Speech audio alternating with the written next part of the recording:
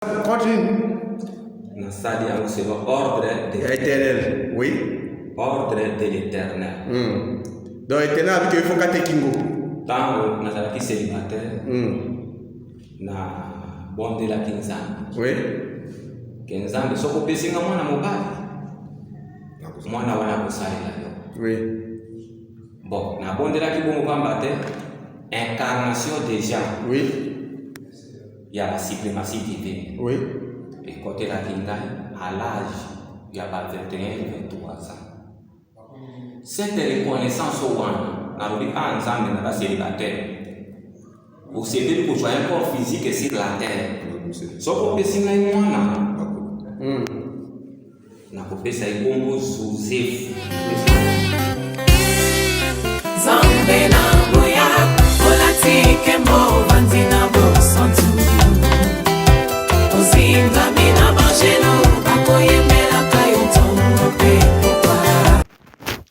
Moto ya MDG TV en Futasika ezalinga wa bino maire d'Arcas la grande dame Nzambe apambola bino ndenge tomisana koloba bandeko to lisusu mpona kopesa conseil pe kopesa basango ya oyo nyonso koleka zingazinga lelo lisolo ya lelo eza ya pasi pe ya mawa komona tata oyo nayebi te aza pasteur nayebi te aza spiritualiste je sais pas aza moto ya religion nini oyo ake koboma mwana bandeko nanga no mituna likambo nini oyo les amis un très beau garçon mwana ya 21 ans et non on a bengi garçon c'est comme un mobali vraiment eza pasi pe mawa donc nazozanga même maloba koloba bandeko na likambo to pe na lisolo oh les amis pouvez-vous imaginer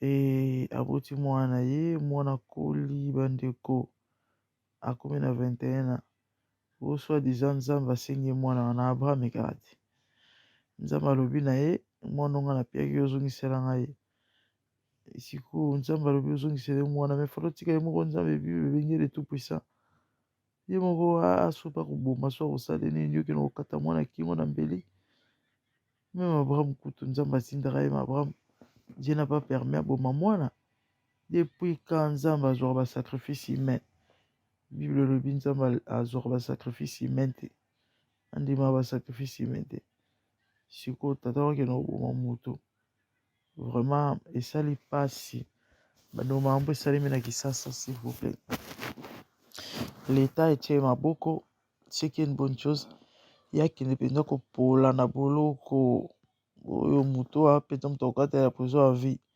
sans recours oyo moto akosambisa kutu même pas hein? C'est quoi ça vraiment la famille bino mo boyoka ndenge tata azoloba boyoka ndenge tata azolobaki nzambe moto atindaki ye aboma mwana komona bilili baimage ya le jeune homme oyo alali vraiment esali mpasi mwana kitoko anga nzambe mokili oyo tokokende wapi tokende wapi mokili oyo bandeko na ngai tozokende wapi dona mambo nzambe moto na moto acreye doctrine na ye ayeba azolobela yango alaisement librement tozoyeba te en tout cas toyoka nanu papa oyo ava tokontinue koloba eza tolanda na papa ndoki boyoka mambo nini ndoki oyo aloba merci kaka nde bouti koyoka tato ya ndoki nzambe atindaki aboma mwana nayebi te nzambe wapi certainement parce que banzambe bayebele na mokili oyo asala likolo na se te oyo apesa mwana yesu akufa mpona biso te certainement nzambe mosusu po nzambe ya solo ya nzambe en tout cas jamais kutu jamais bandeko na ngai naoza molai te pour chuter encore pour donner un petit conseil je dirais ceci faites très attention na babisika mosusu bokenda kokota soit déjà mpona kokeluka nzambe tata oso olandeli ongo na pe ape na bato bakroira na ye. Lelo bandeko na ngai basecte botami ebele tellement nzala na pasi na Congo. Bato bazokota bikotakota, bazosimba bisimbasimba, bazosala bisalasala. E na Bible na maboko akoya azokobeluba na bino bapratique to babiloko moko songolo paka bokanisa bonzambe, mais rien à voir na nzambe. Makomi ezoloba mon peuple périt faute de connaissance. Ici, il ne s'agit pas de la connaissance de l'histoire ou de la science ndenge bato bundulia Congo balobaka. Parce que ça bato bele lelo bakanga to pe babloka ba mémoriser ba verset ba Bible. Juste pendant ko contredire ba chrétiens ou encore bato. Il y a des gens qui interprètent Osée 4:6 en disant que connaissance aux Nzambe les connaissance à histoire, n'importe quoi. Makomé Zoloba, évangile à croix, et un scandale pour les juifs.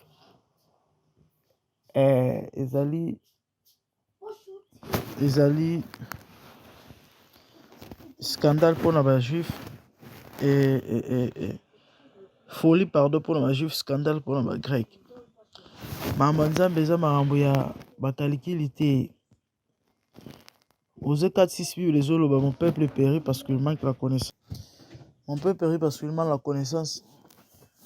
Verset continue, Soukawanate. Puisque tu as rejeté la connaissance, puisque tu as rejeté Dieu, j'ai rejeté aussi tes enfants. Ici, il s'agit de la connaissance de Dieu. Israël avait abandonné l'Éternel. Baboya ko observer maloba nzambe. Baboya qui se connaissance nzambe. C'est comme ça, baki kota na bikota kota ba esa la bisala sala banzaba ba païen ba pekisa bango.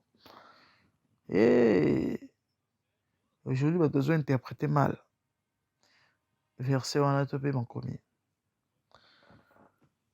Mon frère, ma soeur, on a besoin de connaissance en Nzambe. La Bible déclare ce que Dieu préfère dans l'homme, c'est la connaissance de Dieu. Donc tu dois connaître Dieu. Et la connaissance de Dieu, ezali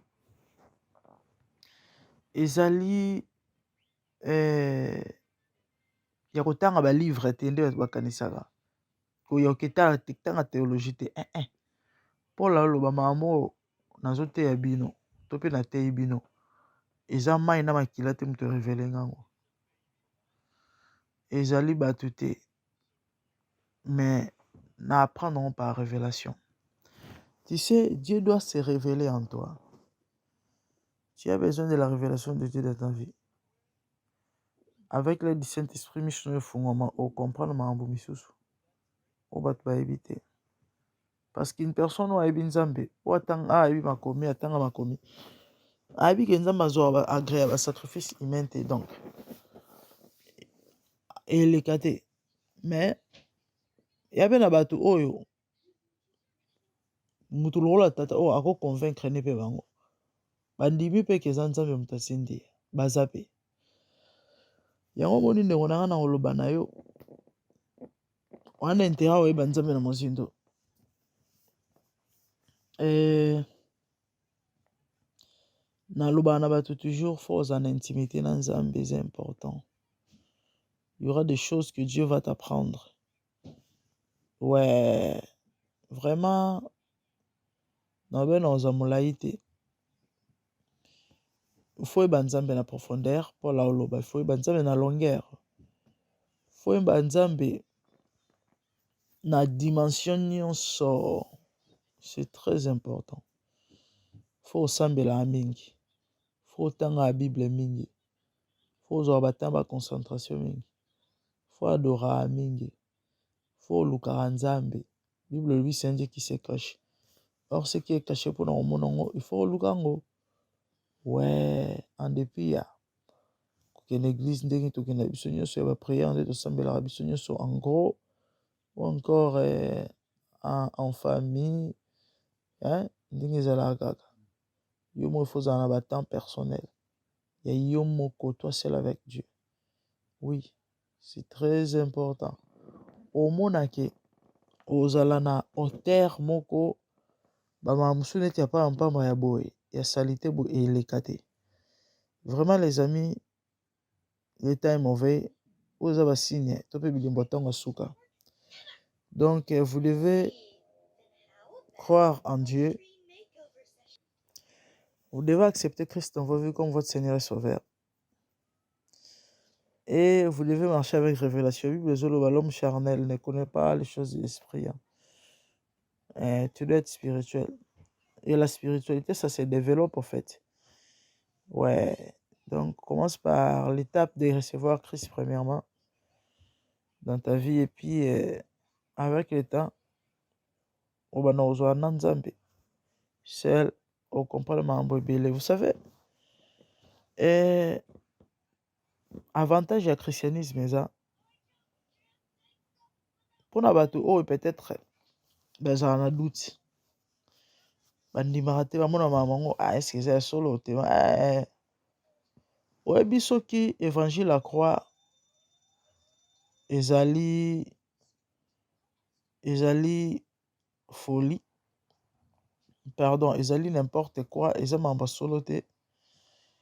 Vous ne perdrez rien en recevant Jésus. Ouais, une personne qui a Jésus ou qui reçoit Jésus, les lots sera koufi to fin. Et que pour na batu mususu balobaki no te makambo ezala nango ya lokuta to makambo to nini. En fait, on perdre nos lots si tu reçois Christ. Soki ezala makambo solo,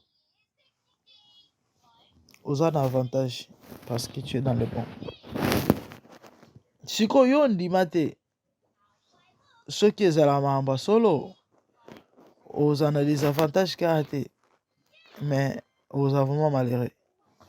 Ouais, parce que trompette et robeta des Bibles zoloba, maman ba ressusciter des Bibles zoloba, ba oya nzambe ba komata yo kotikala, et fin et ozala vraiment tragique. Yango na conseiller yo ndimela yesu o perdre no le côté. Au contraire, oza na avantage. Vraiment, na komi na ko chité, faites très attention. Na bisika boko ko no sambela, na bato bozo consulter. Balukela bino nzambe to bozo se confier to fier na bango. Quand on est à bino, il faut premièrement prier Dieu avant de faire confiance à qui que ce soit. O mosel na nzambe o songolo o pakala bondela tu na nzambe soki azala nzambe tu nzamba ebi e ko épargner bino na ba e ko épargner bino na mambo bila mabe e belé ba olela lelo ba regretter likolo parce que ba eba quitter.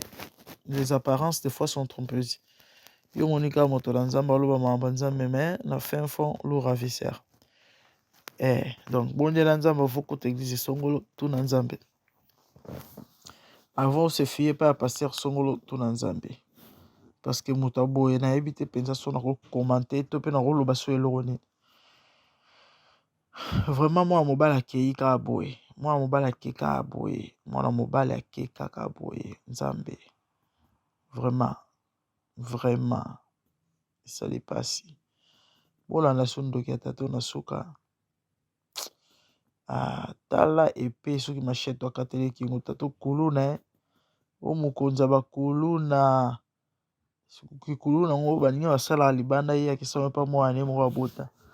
Ngai vraiment que le Seigneur nous vienne en aide. Bandi on to komi na biso na suka. Bolanda tata wandoki oyo. Et de bonnes choses à vous quand à mon omona bino balasima. Merci beaucoup. Ça continue. Nasali a c'est l'ordre de Éternel, oui. Ordre de l'Éternel. Donc éternel avec il faut kate kingo. Tango nazalaki célibataire. Na bondela kinzambe. Oui.